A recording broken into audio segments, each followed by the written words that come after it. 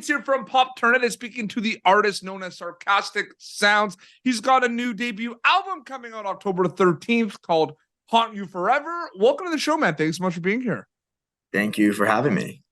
It's weird because there's always going to be this kind of interest to make music, to make sounds and everything. It's collaborative. At some point in your career, there's going to be this shift where it's kind of like messing around, making some songs, and then kind of being like, wow, this can be something I could do. And I can actually, put music out on record labels and everything. When did that kind of start for you? That kind of transition, that transformation?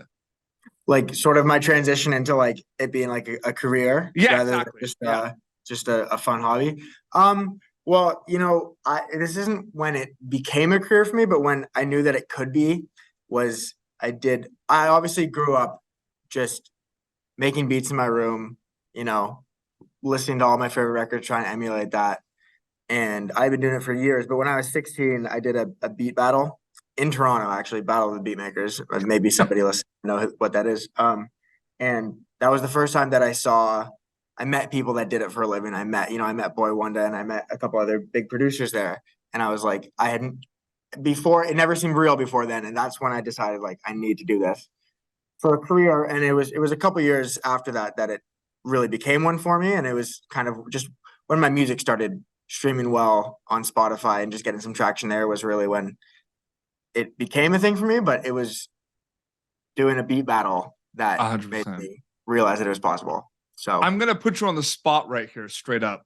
Please do. Can you make an argument that Sarcastic Sounds is a genre-bending artist? You could make that argument. But I feel like you might know what you would categorize it as, right? Yeah, I feel like I got that from your answer. No, totally. Whenever people ask me what kind of music I make, I still stumble of how to perfectly, articulate it. Genre bending, maybe genre fusing. Meshing. Yeah, fusing, exactly. That's the word I was looking for.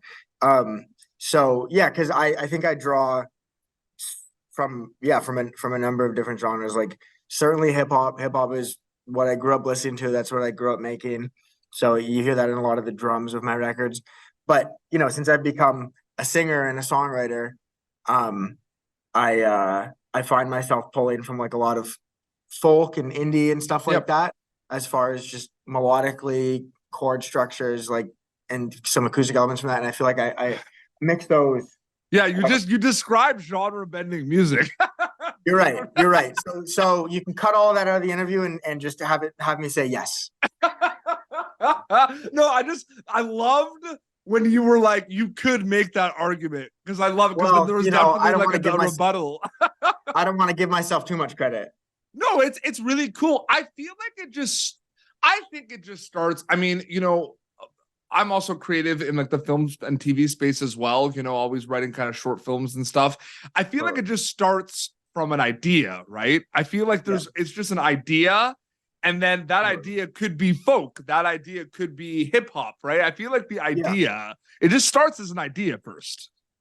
Totally, yeah. I don't necessarily set out to, I don't set out being like, I'm gonna make a hip hop folk indie song today. I just make what I'm feeling, and it just happens that I pull musically from stuff that I like and stuff that I grew up listening to. So it just sort of works out that way, I think. Genre bending is so trendy now. Remember during the pandemic, like hot sauce was a big thing. Like everyone was putting hot sauce in everything. I feel like genre bending is like the big thing these days. The next thing. Yeah. Well, I'm hopping on the wave. You're part of a big wave of it, man. No, like I love the music that you put out. I mean, Better Half was an amazing song.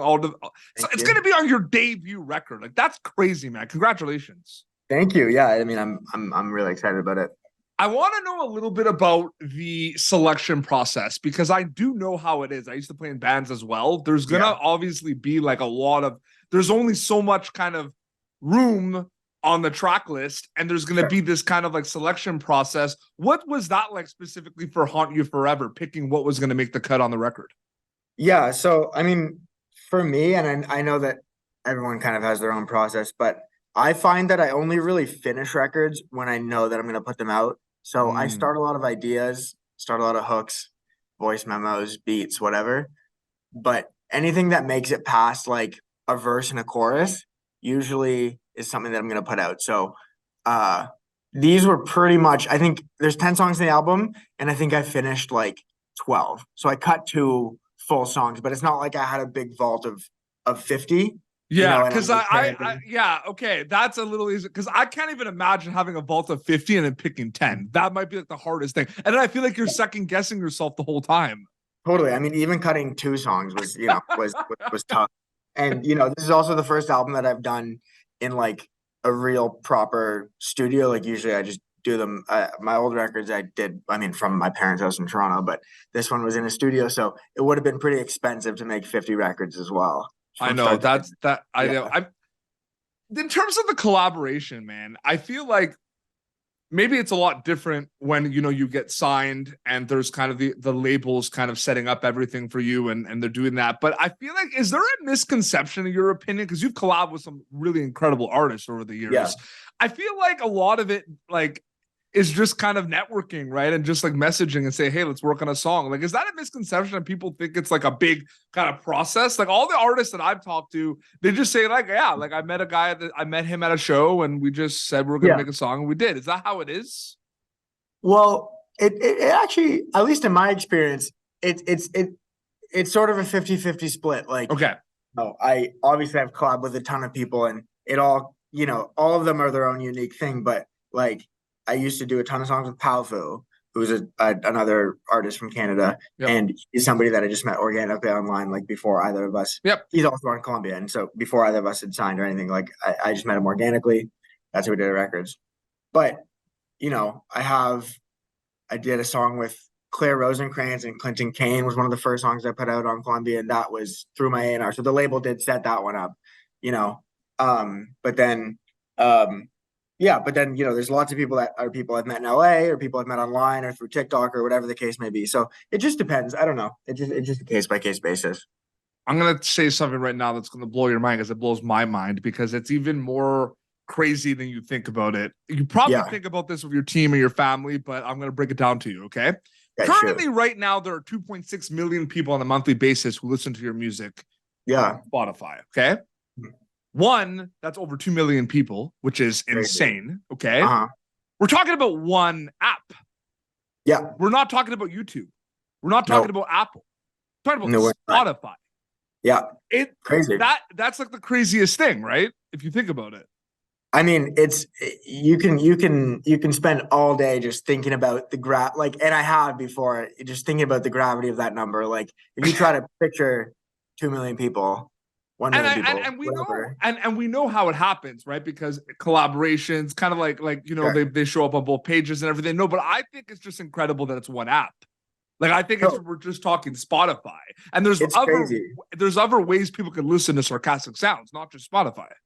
Totally. I mean, I think it's impossible to even conceptualize that number of people, and of course, I'm so grateful for it. And it's the global scale is crazy too, right? Like all over the world, right? Do you ever look at the numbers and see where they're coming from? Like it's pretty crazy.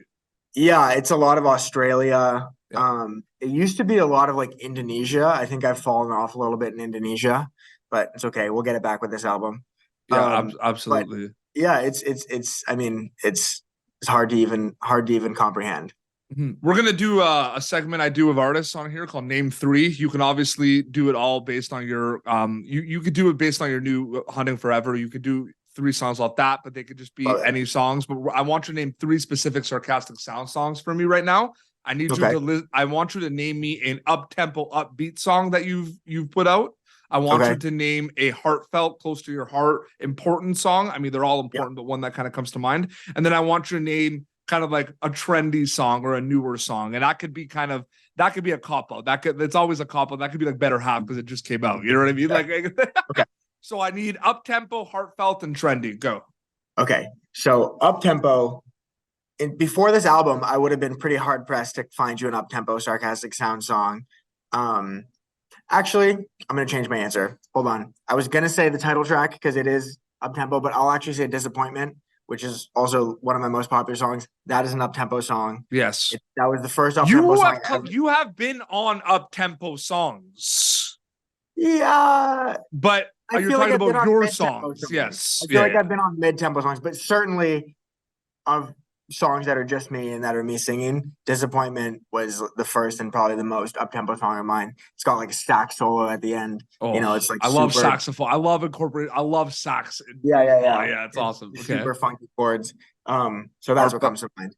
perfect. Heartfelt. Heartfelt. You know what? I there's a song on my album called "I Love My Friends." That's just like I wrote it when I was back home for Christmas in Toronto. This past December, and I just had a little Christmas get together with my closest friends that I grew up with that still live in Toronto. And I went home and was just thinking about how grateful I was and how sad I was to, be missing out on big parts of their lives being in LA, pursuing my dreams. And so I wrote a song about that.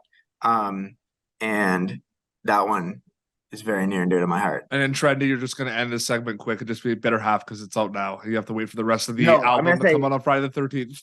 I'm going to say yes. Thank you for the plug. I'm going to say "Haunt You Forever." That's the one. That's the one to check out. You're putting out your new record on Friday the 13th. Like, I'm sure you've talked about that a lot, right? Well, Wes, we'd certainly picked that date. We were kind of in that range for when we could put it out. And we were like, it's called "Haunt You Forever." We can do Friday the 13th. Let's do it. It's going to be available wherever you listen to music, not just Spotify, where you have 2.6 million monthly listeners. 2.6 monthly listeners. It's crazy, dude. I'm so happy for you. I'm happy for everything you're doing. I wish you all the best and success. Thank you so much for coming on the show, man. It was great chatting with you. Yeah, so nice to meet you, and thank you for having me on. And more plugs quickly. Obviously the record's going to be out. "Haunt You Forever" is going to be out October 13th. It's going to be available on all the platforms, Viva Columbia. Yep. And then Better Half's out now, so they can check that out. And then Instagram, X, like they can just follow Sarcastic Sounds, right? Sarcastic Sounds. Hopefully I'm easy to find. Awesome. And you're not being sarcastic. This has been Pop Turnative, youtube.com/PopTurnative for previous episodes. PopTurnative.com has other content as well. Audio onlys are available in podcast form as well. Be sure to check out Sarcastic Sounds' new record, his debut record, "Haunt You Forever," October 13th. Until next time, Sarcastic Sounds. I'm Petey Beats, signing off. Thank you for tuning in to Pop Turnative. Make sure to check out our past episodes of Pop Turnative on YouTube. This has been an Autograph Communications production.